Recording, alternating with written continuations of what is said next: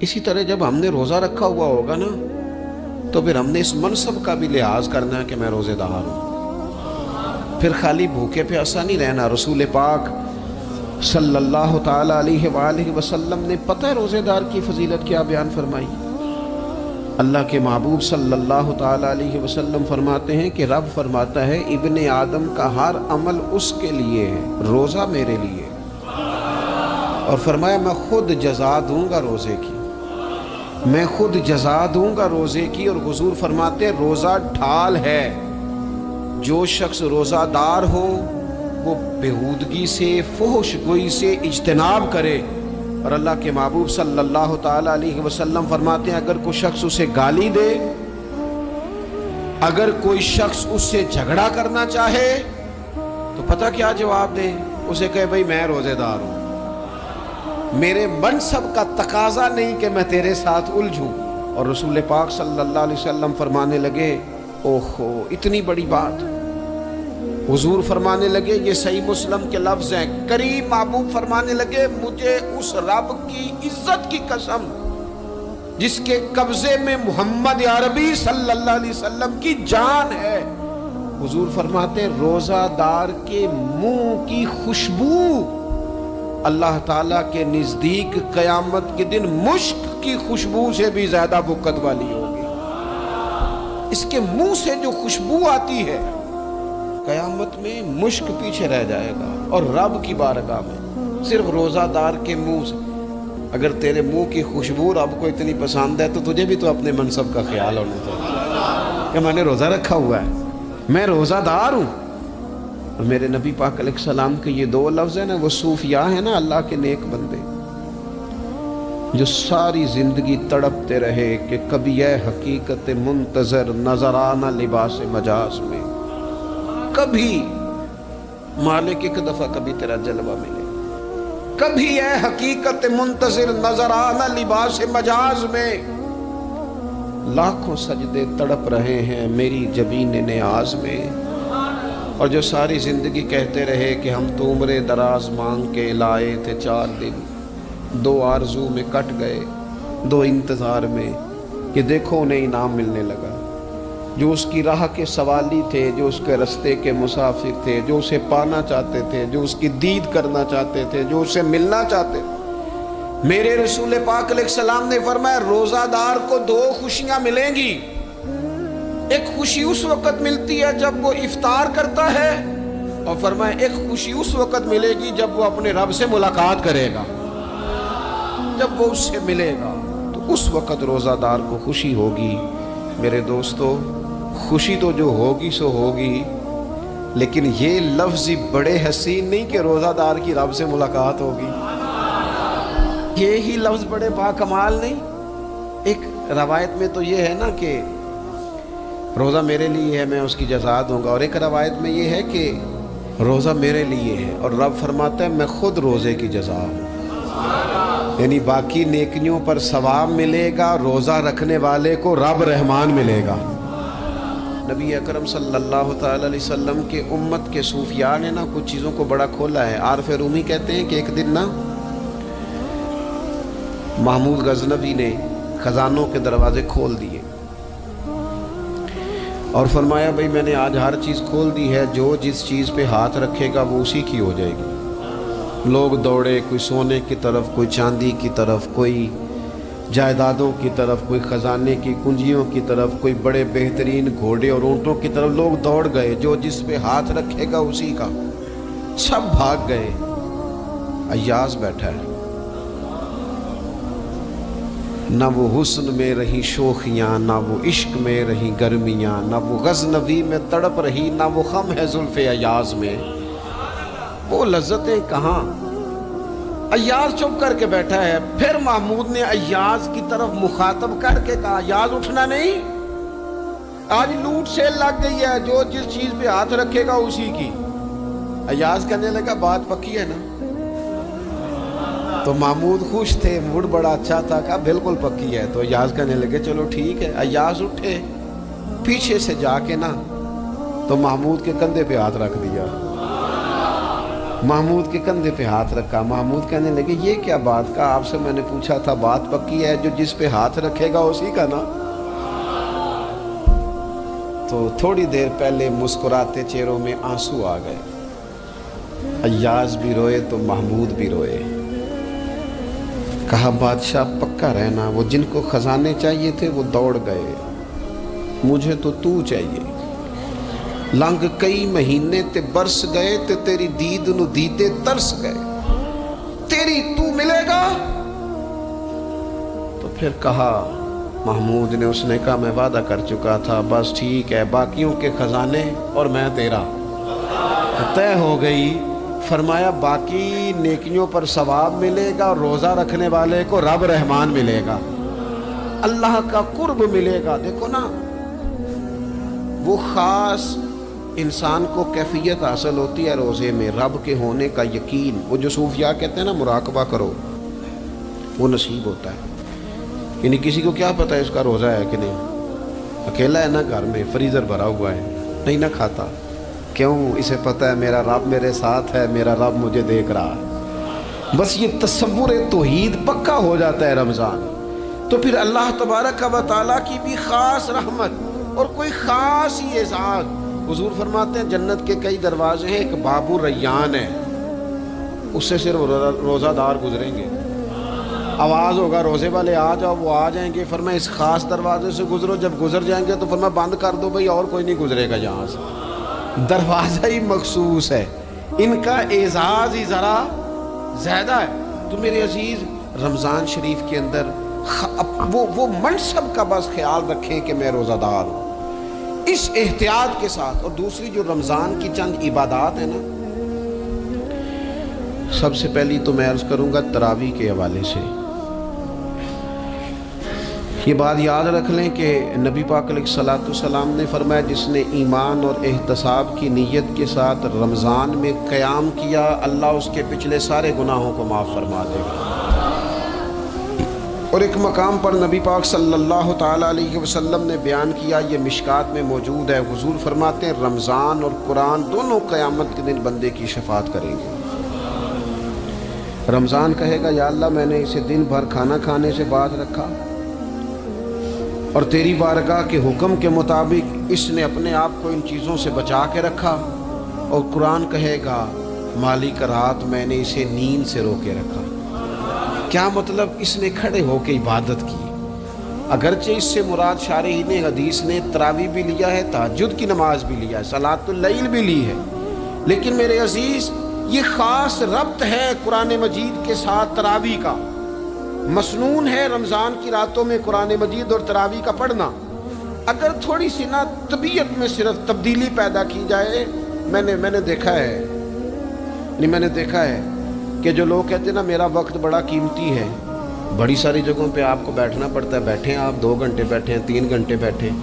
میں نے دیکھا ہے لوگ جاتے ہیں کسی دفتر میں تو رات کو ہی چلے جاتے ہیں اس علاقے میں, کھڑے ہیں, پاسپورٹ کے دفتر کھڑے ہیں, شناختی کارڈ کے دفتر کھڑے ہیں, امیگریشن کی لائنوں میں کھڑے.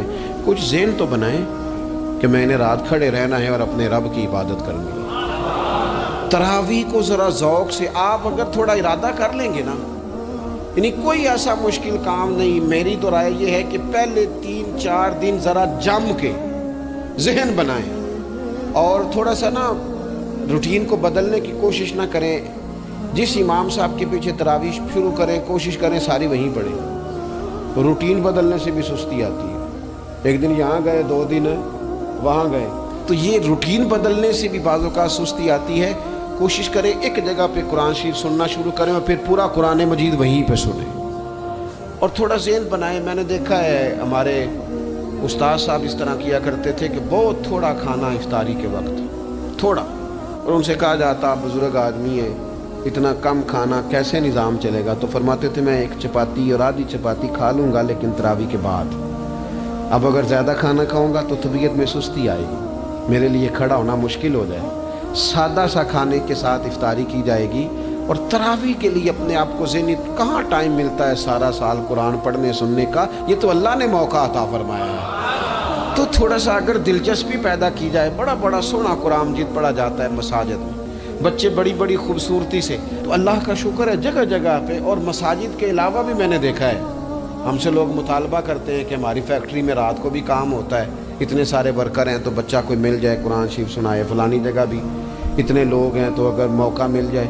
تو اگر تھوڑا ذہن بنایا جائے, شوق پیدا کیا جائے تو اللہ تعالیٰ فضل فرماتا ہے, انسان کو طاقت ملتی ہے کھڑے رہنے کی. ایک تو تراویح, روزہ, تراویح, اور تیسری بات ہے سحر اور افطار. یہ جو سحری اور افطار, یہودی جو تھے نا وہ سحری نہیں کرتے تھے, سحری کا نام و نشان نہیں تھا, روزہ رکھتے سحری نہیں کرتے. تو نبی پاک صلی اللہ تعالیٰ علیہ وسلم نے فرمایا ہمارے اور یہودیوں کے درمیان فرق ہی سحری کا ہے.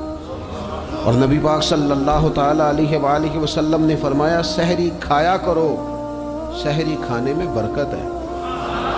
اور اگلی بات سننی ہے آپ نے تو خوش ہو جانا ہے, سحری کو معمولی نہ سمجھے, سحری کرنا عبادت ہے.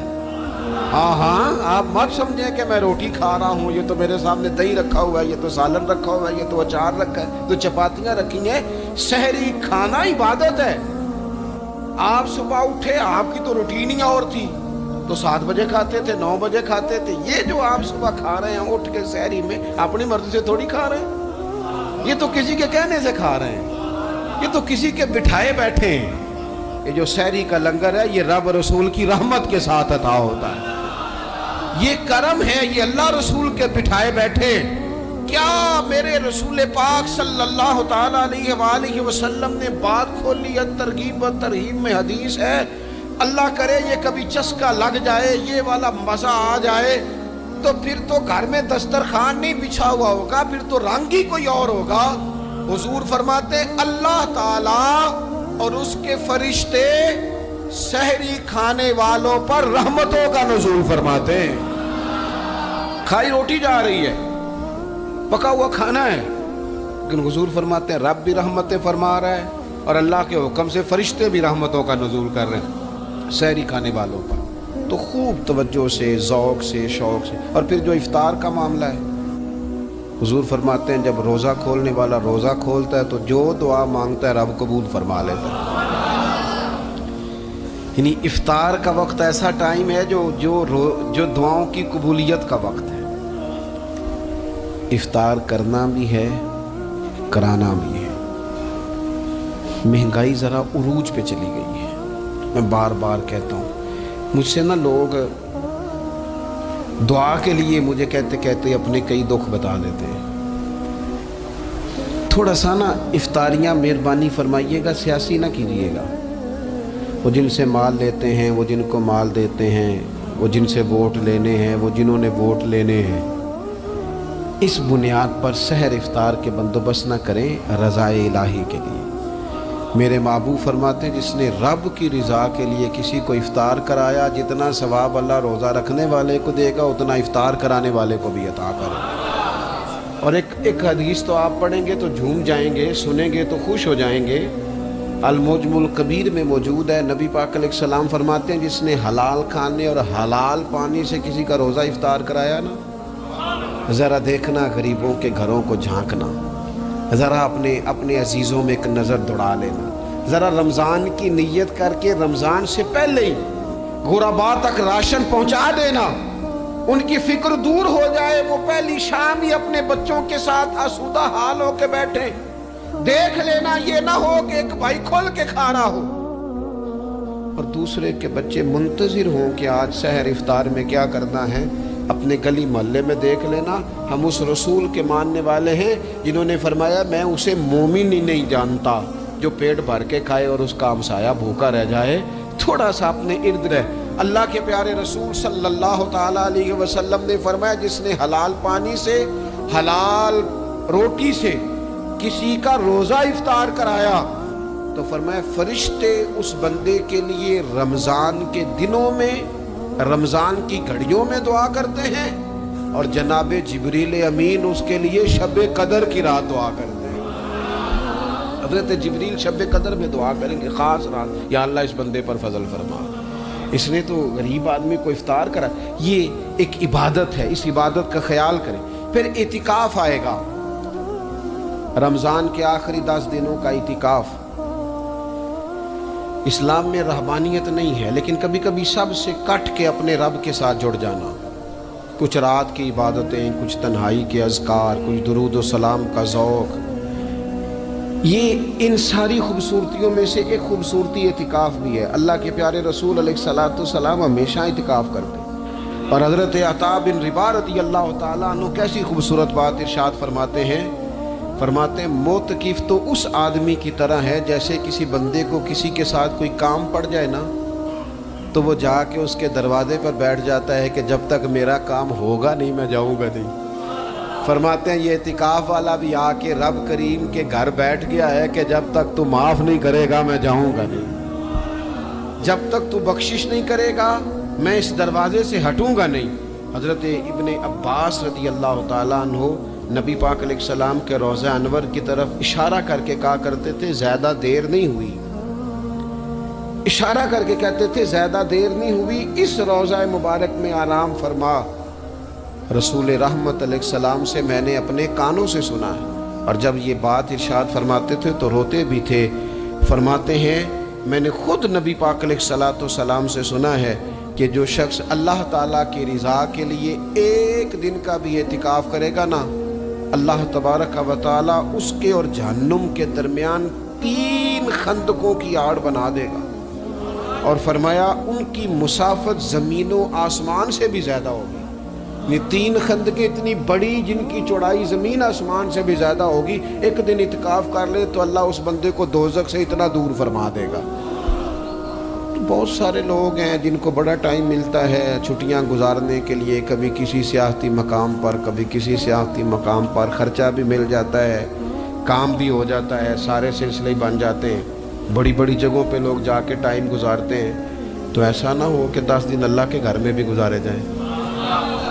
علماء نے لکھا ہے کہ کوشش تو کریں ہر سال اعتکاف ہو، نہ ہو سکے تو چلو چند سالوں کے بعد ہو جائے، اور فرماتے ہیں کہ زندگی میں ایک دفعہ تو اس سنت کو ضرور ادا کرنا چاہیے۔ کوئی بندہ ایسا نہ ہو جو محروم رہ جائے، زندگی میں ایک بار صحیح پر اعتکاف کے ساتھ اپنے آپ کو وابستہ ضرور کرے۔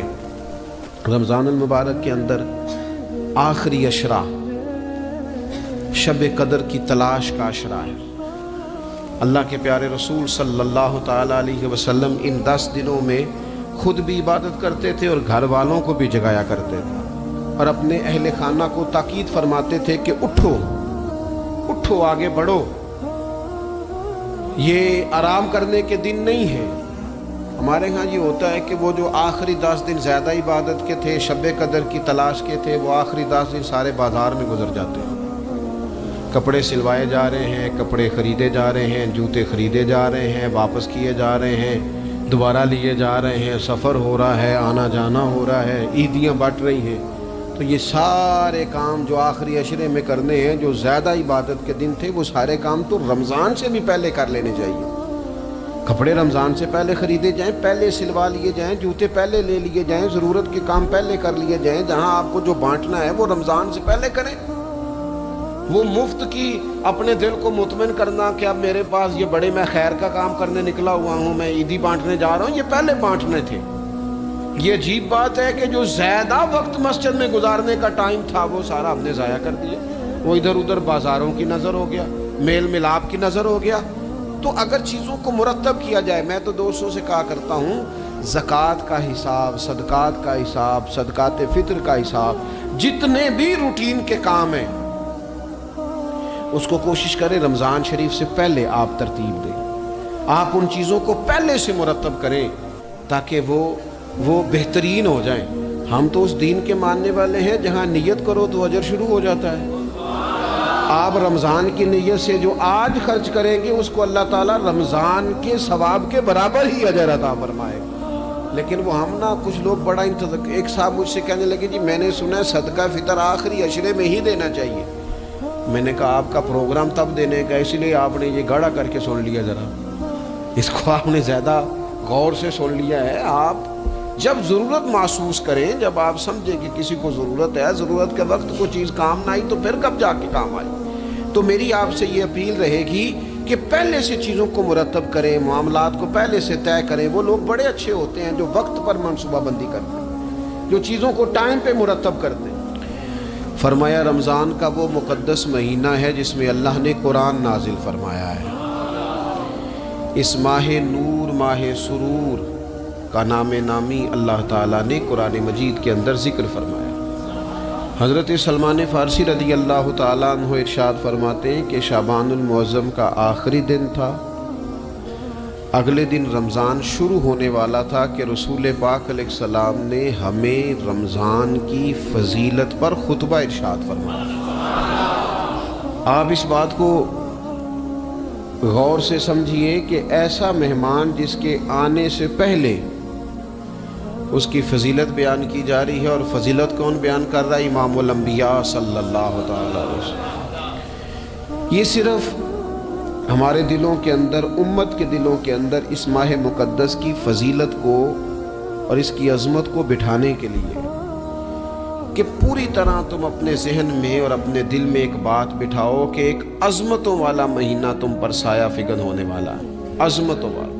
حضور نے ایک دن قبل اس کی فضیلت بیان۔ ہمارے ہاں یہ ہوتا ہے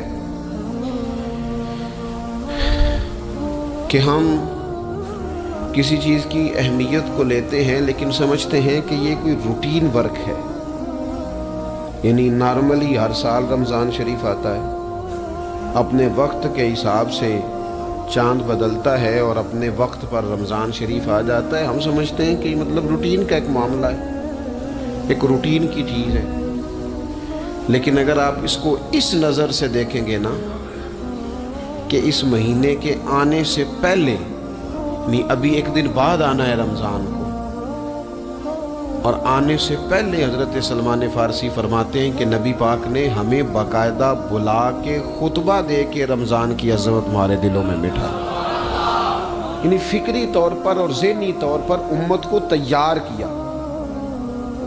فرمایا تم پر ایک ایسا مہینہ سایہ فگن ہونے والا ہے جو مبارک ہے تمہارے لیے، باعث برکت ہے تمہارے لیے۔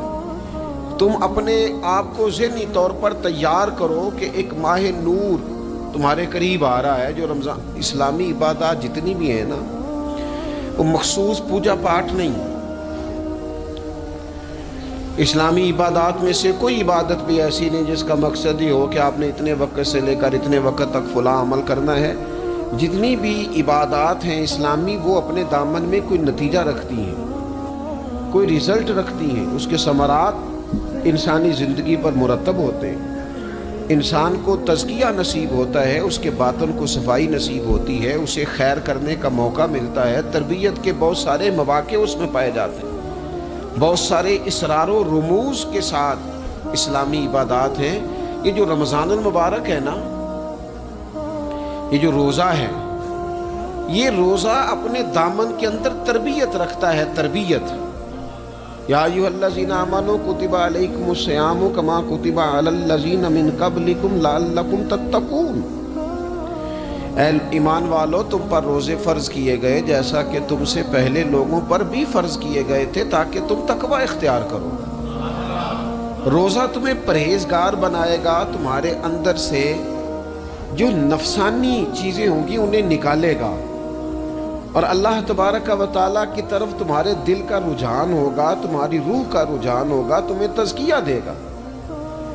روزہ انسان کی تربیت کرتا ہے، انسان کو روزہ ذہنی طور پر تیار کرتا ہے کہ اللہ کے حکم کے مطابق کھانا ہے، اللہ کے حکم کے مطابق پینا ہے۔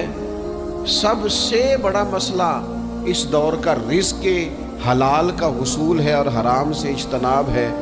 تو روزہ ہمیں یہ سبق پڑھاتا ہے کہ ہم وہی کھائیں گے اور اسی وقت کھائیں گے جو کھانے کا ہمیں ہمارے رب نے حکم ارشاد فرمایا ہے، اور جس سے اللہ رسول منع کر دیں گے جتنی مرضی چمک دمک اپنے دامن میں رکھے، جتنی مرضی، لیکن ہم وہی لیں گے جو ہمارے لیے جائز ہے۔ آپ غور فرمائیے، روزہ لعلکم تتقون، روزہ تمہیں پرہیزگار کرتا ہے۔ بہت سارے لوگ ایک بات کرتے ہیں کہ عادتیں نہیں بدلی جاتی، یار کوشش کرتا ہوں لیکن میری عادت نہیں تبدیل ہوتی۔ میں آپ کو ایک رائے دینے لگا ہوں، مشورہ دینے لگا ہوں، میں آپ سے یہ عرض کرنے لگا ہوں کہ موقع آیا ہے رمضان شریف کا، رمضان میں نا بندہ روٹین میں اپنی عادتیں بدلتا ہے. کسی کو سویرے 7 بجے کھانے کی عادت ہے, کسی کو 9 بجے کھانے کی عادت ہے, کوئی صبح ناشتہ نہیں کرتا, دوپہر میں ہی کھاتا ہے. لیکن رمضان آیا تو عادت بدل گئی. 7 بجے والا بھی نہیں کھا رہا, 9 بجے والا بھی نہیں کھا رہا, دوپہر والا بھی نہیں کھا رہا, سارے سحری میں کھا رہے ہیں. عادت بدل گئی, بالکل طبیعت بدل گئی, روٹین چینج ہو گئی. کوئی اٹھ رہا تھا صبح فجر میں, اللہ کی توفیق سے اللہ تعالیٰ معاف فرمائے تو کچھ ایسے بھی تھے جو 9-10 بجے اٹھ رہے تھے, کچھ الحمدللہ فجر پڑھ کے چلو کسی وجہ سے پھر سو گئے, 10-11 بجے اٹھ رہے تھے, روٹین بدلی ہوئی تھی. رمضان آیا تو بدل گئی, سارے سحری میں اٹھ رہے ہیں. تہجد کے وقت سب کی آنکھ کھل رہی ہے, بالکل روٹین بدل گئی, حالات بدل گئے, معاملات تبدیل ہو گئے, اوقات تبدیل ہو گئے, دفاتر کے ٹائم تبدیل ہوئے, اسکولوں کے نظام تبدیل ہوئے, مدارس کے اوقات تبدیل ہوئے, ہر چیز کے اندر تبدیلی آئی. معنی کیا ہے کہ اللہ نے تمہیں موقع دیا ہے کہ عادتیں بدلی جا سکتی ہیں, اپنے آپ کو تبدیل کیا جا سکتا ہے, لائف سٹائل کو چینج کیا جا سکتا ہے. یہ موقع آیا ہے. ایک مہینہ ہے پورا, 2-3 دن 4 دن آپ کی روٹین بگڑ جائے نا سونے کی, یعنی روٹین سے ہٹ کے آپ سونا جاگنا شروع کر دیں تو پھر وہی روٹین بن جاتی ہے. پھر اسی ترتیب سے انسان سارے کام کرتا ہے. تو رمضان میں روٹین چینج ہوگی, سارے تہجد میں اور سحری میں اٹھیں گے. تو اللہ کرے نا یہ روٹین قائم رہے. رمضان میں تو اٹھتے تھے سحری کرنے کے لیے, تو اللہ کرے روٹین بن جائے اور سارا سال اٹھیں تہجد کی نماز ادا کرنے کے. اللہ کرے روٹین بن جائے, چیزیں تبدیل ہو جائیں. وہ لوگ جن کو ڈاکٹر کہہ رہے تھے کہ دوائی بھی کھانی ہے اور پرہیز بھی کرنا ہے, تو وہ کہہ رہے تھے جی دوائی کھانا تو آسان ہے, پرہیز کرنا مشکل ہے. تو بدلنے لگی ہے نا روٹین, آ گیا نا رمضان, پرہیز کا ٹائم شروع ہو گیا. لہذا بہترین فائدہ یہ ہوگا کہ رمضان میں پرہیز ہوگی. ڈائٹ پلان بالکل بنایا جا سکتا ہے, اس میں چیزوں کو بالکل مرتب کیا جا سکتا ہے. تو رمضان شریف کے آنے سے پہلے ذہنی طور پر اپنی عادات کی تبدیلی کا پروگرام بنائیں. عادتیں بدل جایا کرتی ہیں. رسول کریم دنیا میں آئے وَيُزَكِّيكُمْ, حضور تزکیہ کرنے تو آئے ہیں, عادتیں بدلنے تو تشریف لائے ہیں. نبی پاک نے صفائی ستھرائی کر دی, ساری ناپاک چیزوں کو نکال دیا. تو روٹین دیکھیں کہ رمضان میں تقوی کے حصول کے لیے اپنی عادات کو تبدیل کرنا ہے, اور اس کے لیے ذہنی طور پر اپنے آپ کو تیار کریں. وہ جو کہتے ہیں بچے سویرے نہیں اٹھتے, ان وہ روٹین بنا لے. یہ موقع آیا ہے, ابھی سے ارادہ کر لیں کہ جناب ہم نے اس ترتیب سے اپنے گھر کو, ماحول کو, بچوں کو اس ترتیب سے ہم نے مرتب کرنا ہے چیزوں کو. یہ آپ ارادہ کریں, اللہ تعالیٰ مدد فرمائے گا. رمضان المبارک کی جو خاص فضیلت ہے, اس خاص فضیلت کو رمضان آنے سے پہلے ذہن میں بٹھا لیں, اور رمضان المبارک پورے کا پورا اس ذوق سے گزاریں کہ ذہن میں بات موجود ہو, ذہن میں کہ دراصل رمضان کیا ہے. اللہ کے پیارے رسول صلی اللہ تعالی علیہ وسلم نے فرمایا, اے لوگو تم پر ایک عظیم المرتبت مہینہ سایہ فگن ہو رہا ہے. حضور فرماتے ہیں شہر مبارک, فرمایا یہ بڑا برکت والا مہینہ ہے, یہ برکتیں لے کے آیا ہے, یہ رحمتیں لے کے آیا ہے, یہ اپنے ساتھ عنایات لے کے آیا. اور نبی اکرم صلی اللہ تعالی علیہ وآلہ وسلم نے فرمایا جو بندہ بھی قرب الہی کی نیت سے رمضان میں نیکی کا طلبگار ہوگا, فرمایا وہ اگر نفل نیکی کرے گا نا تو اللہ تعالیٰ اسے فرض کے برابر ثواب عطا فرمائے گا. اور حضور علیہ السلام فرماتے ہیں جو اس مہینے میں ایک فرض ادا کرے گا اللہ 70 فرضوں کے برابر اجر عطا کرے گا. اپنے ذہن میں ایک بات بٹھائی جائے, ذہن میں یہ بات بٹھائی جائے کہ یہ نا برکت والا مہینہ ہے, اس میں میرا ثواب بڑا ضربوں کے ساتھ آگے بڑھے گا. ایک ذہن بنایا جائے اور پھر ثواب اکٹھا کرنا شروع کر دیا جائے. پھر وہ ترتیب بنا لی جائے, کاروباری نہیں, روحانی ترتیب, کاروباری نہیں, یعنی نئے سے نئے سٹال نہ تیار کیے جائیں. مہنگائی کیسے کرنی ہے, اور کس طرح کر کے کن چیزوں کی آج کل مانگ ہوگی، کس ترتیب سے سودا پہلے ہی خریدنا ہے، مہنگا کیسے کرنا ہے، اللہ معاف کرے مصنوعی قلت کیسے پیدا کرنی ہے، کمائی کیسے کرنی ہے۔ رمضان کے اندر جناب لوگ ساری ترتیب لگا کے ساری، میرے ایک دوست ہیں میڈیکل کے شعبے سے وابستہ ہیں، تو مجھے کہنے لگے کہ ڈاکٹر بھی اپنی روٹین بدلتے ہیں اور معدے والی ساری دوائیاں بھی اکٹھی کر لیتے ہیں کیونکہ رمضان آنے والا ہے، یہ زیادہ لوگ استعمال کریں گے۔ تو وہ ماحول نہ پیدا کریں کہ ہر چیز دنیا داری ہو جائے، ہر چیز دنیا داری نہیں، ہر چیز کو ایک نیا روپ دے دیا جائے اور نیا سے نیا مال کمانے کا سلیقہ بنایا جائے۔ میں اکثر کہا کرتا ہوں کہ رمضان تو اس لیے تھا نا کہ اس میں کم کھانا ہے، تھوڑا کھانا ہے، لیکن اگر بندہ کہے کہ میں نے صبح کا چونکہ کھایا نہیں لہذا اب شام کو اتنا کھانا ہے کہ ہفتے سے پہلے ڈاکٹر کے پاس بھی جانا ہے، میں نے وہ سارا پوری کرنی ہے روٹین، تو پھر وہ مقصد کو نہیں نہ سمجھا، پھر اس نے اس خوبصورتی کو نہیں پایا جو خوبصورتی اس کو دین دینا چاہتا تھا۔ ایک تو رمضان کی فضیلت کو سمجھنا، اور پھر جب ہم روزہ دار ہیں، ہم نے روزہ رکھا ہوا ہے، تو نبی پاک علیہ السلام نے خود اس مفہوم کو کھول کے بیان کیا، فرمایا جس بندے نے جھوٹ نہیں چھوڑا، گناہ نہیں چھوڑا، گویا غیبت نہیں چھوڑی، بدی نہیں چھوڑی، اللہ کے محبوب علیہ السلام فرماتے ہیں پھر اللہ تعالیٰ کو اس کے بھوکا پیاسا رہنے کی تو کوئی ضرورت نہیں، کیونکہ لعلکم تتقون، تقوی اختیار کرنا تو روزے کا مقصد تھا، اور اگر اس نے وہ بات کو سمجھا ہی نہیں، استاد کے لیے صرف استاد ہو جانا ہی ضروری نہیں، اس کو پھر اپنے منصب کا لحاظ کرنا بھی ضروری ہے کہ میں استاد ہوں۔ والد کا صرف والد ہو جانا ہی کمال نہیں، اس کو پھر اس منصب کے تقاضوں کو بھی سمجھنا چاہیے کہ اب میں ایک باپ ہوں، اب میں روٹین میں وہ آزاد نہیں ہوں کہ جہاں میرا جی چاہے گا جاؤں گا، جہاں میری طبیعت چاہے گی میں کھاؤں گا، جہاں میرا دل کرے گا میں وہ کام کروں گا۔ اب آپ سرپرست ہیں، سربراہ ہیں، انسان دیکھیں نا، ایک شخص ہے وہ عالم ہے، علم پڑھ لینا صرف کمال نہیں، وہ اپنے منصب کو بھی تو سمجھے نا، اس منصب کے وقار کو، اس کے لحاظ کو بھی تو سمجھے نا۔ ایک آدمی اگر عمر رسیدہ ہے، بڑا ہے، بزرگ ہے، اور وہ چاہتا ہے کہ میری بزرگی کی وجہ سے میرا اکرام کیا جائے، تو اسے اپنے منصب کا بھی لحاظ کرنا پڑے گا۔ اس کو حضرت سعدی فرمایا کرتے تھے میں نے 18 سال کے بزرگ دیکھے اور میں نے 75 سال کے بچے دیکھے۔ حضور کیا مطلب؟ فرمانے لگے عمر ہو گئی لیکن اپنے منصب کا خیال نہ کیا، عادات بچوں والی رہی، اور فرماتے میں نے ایسے لوگ دیکھے جن کو شروع وقت میں ہی اللہ والوں کی صحبت نصیب آئی، تو وہ جو بزرگی ہے وہ پھر عمر کی وجہ سے نہیں ملی، وہ اللہ نے علم اور عمل کی وجہ